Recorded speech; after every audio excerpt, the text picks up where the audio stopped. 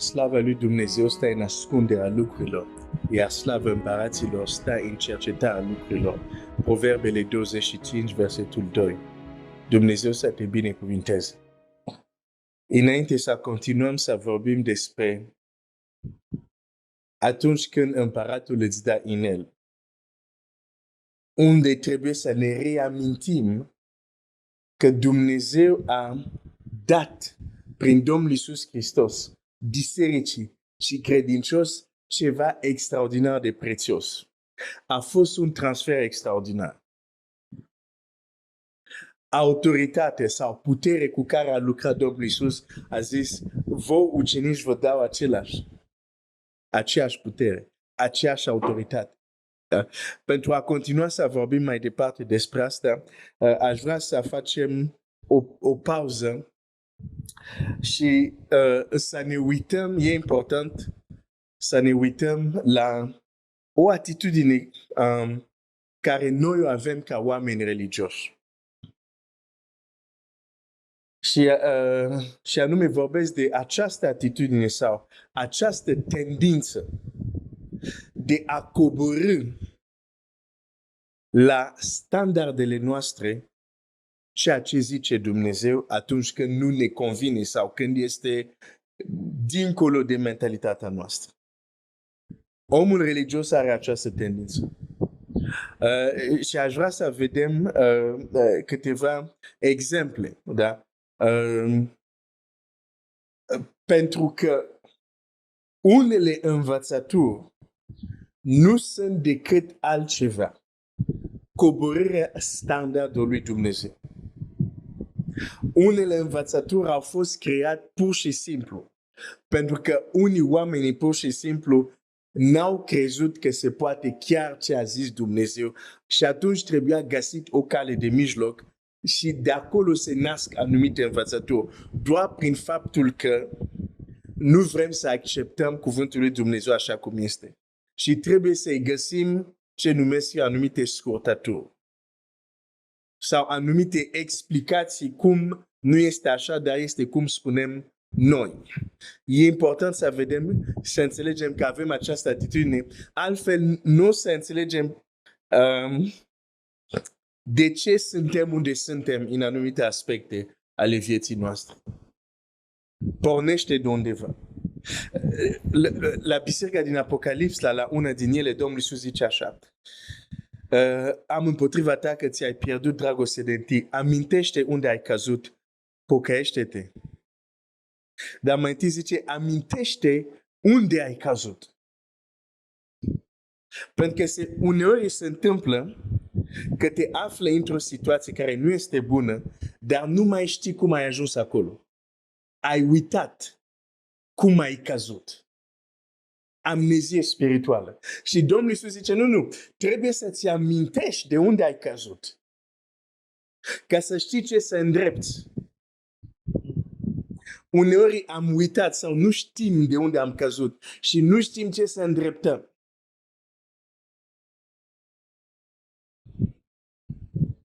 Și azi dimineața aș vrea să vedem un loc unde cadem și nici nu ne dăm seama.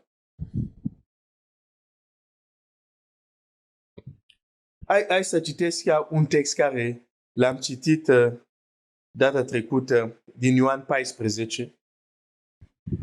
Ioan 14.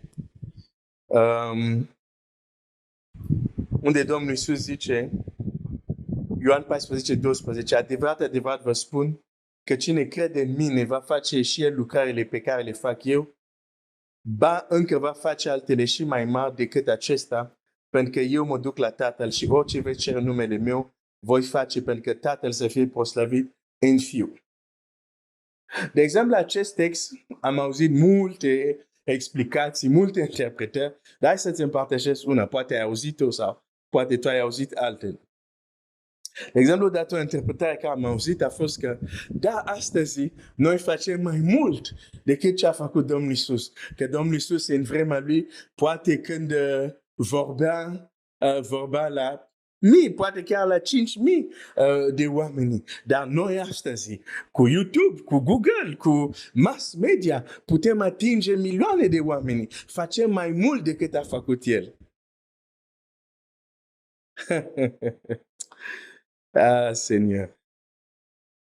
Și oamenii sunt convinși de o astfel de explicație. Nu, noi acum cu tehnologie, da, facem mai mult decât atingem cu Evanghelia mai mulți oameni decât Isus a făcut. Facem mai mult decât El.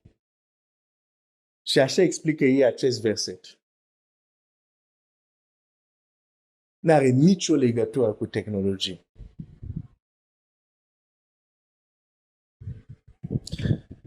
Când citim în context în Ioan, când, de exemplu, auzi Domnul Iisus care spune, dacă nu credeți în mine, credeți măcar din cauza lucrările pe care le fac.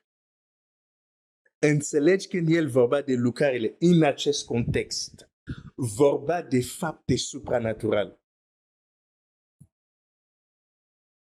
Nici nu vorba de faptul că faci milostenie, ești bun. Nu! Aici vorba de fapte supranaturale. Nu de altceva. Dacă citești context, despre asta vorbește, da? Zice, va face ce fac și va face lucrări mai mari.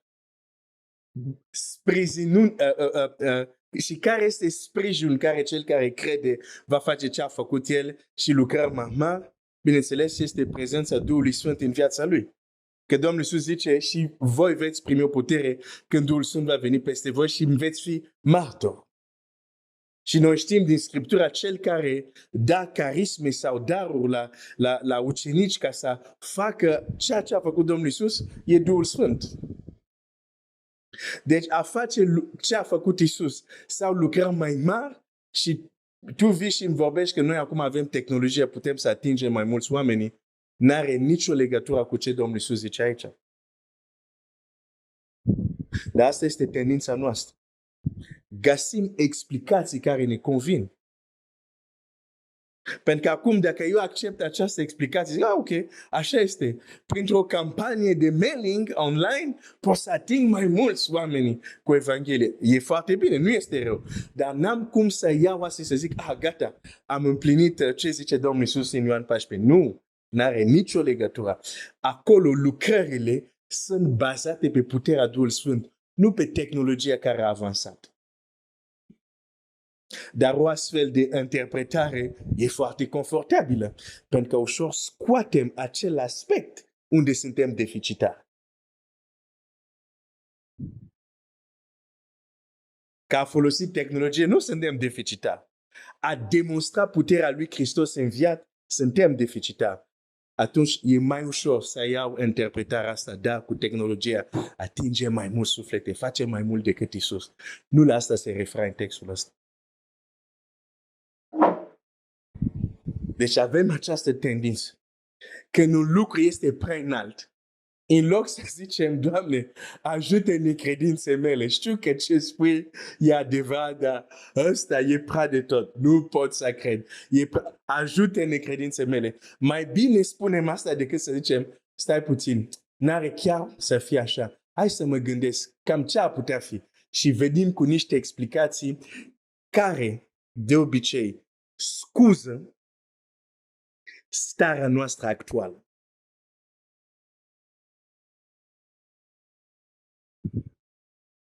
Hai să iau un alt exemplu din Scriptură.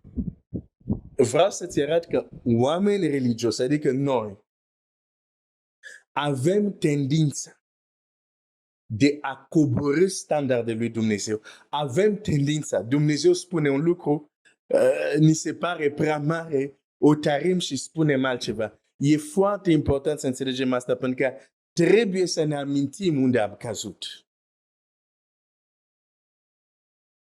Și dacă ce spun e adevărat, că avem tendința de a reduce ce zice Dumnezeu la nivelul nostru, la ce ne confortează pe noi, nu știu dacă a conforta e în limba română, nu știu dacă e corect, dar a ceea ce ne face să ne simțim noi bine, ceea ce înțelegem, ceea ce scuză și stilul nostru de viață și așa mai departe.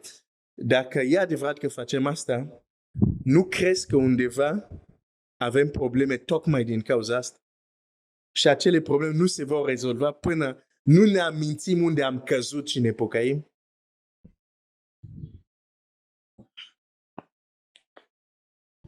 Hai repede să citesc. Matei 15 și scopul meu este să mă opresc la 15 de minute. Hai să vedem. Matei 15.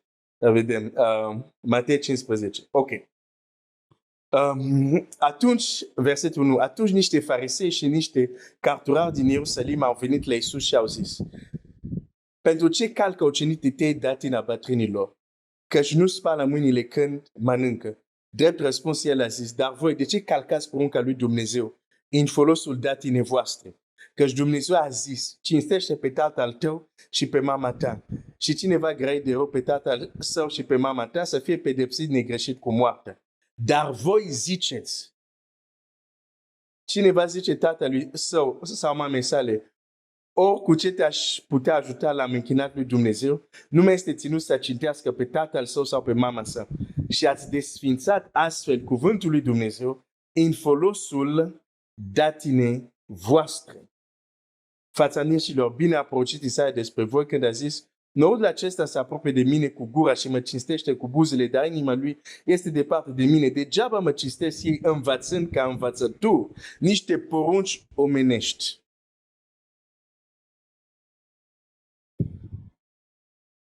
Desfințat cuvântul lui Dumnezeu. Desfințat cuvântul lui Dumnezeu.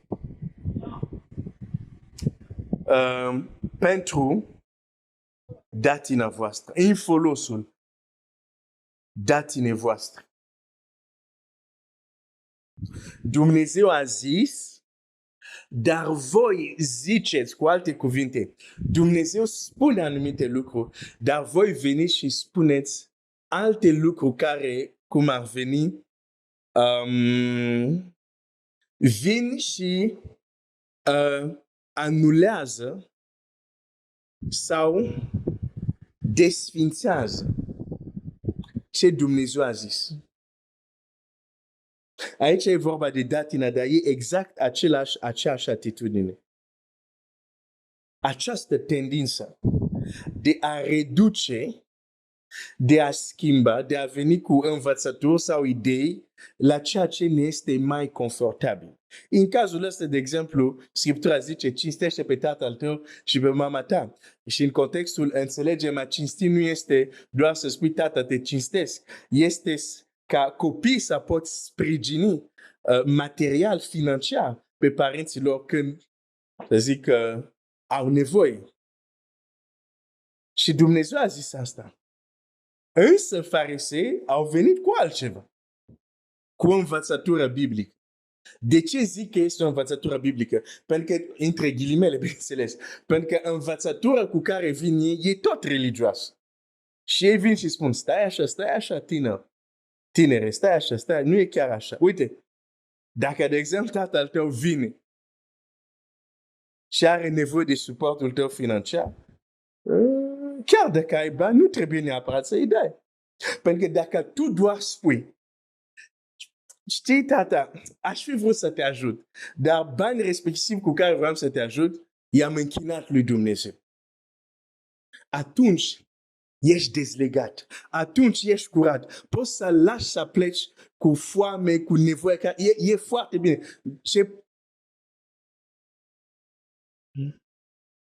Sună religios, nu? Lucru cu care trebuia să te asisti, l-am închinat lui Dumnezeu. Ce frumos sună, nu? L-am închinat lui Dumnezeu. Așa unele învățături sună bine, sună religios, dar de fapt vine doar să contrazică, să desfințeze ce a zis Dumnezeu la origine. Și într-o altă evanghelie, e tot vorba de asta, Domnul Iisus vine și zice: și faceți multe lucruri de felul acesta. Deci nu e o chestie așa prin accident. E cam o chestie frecventă la noi.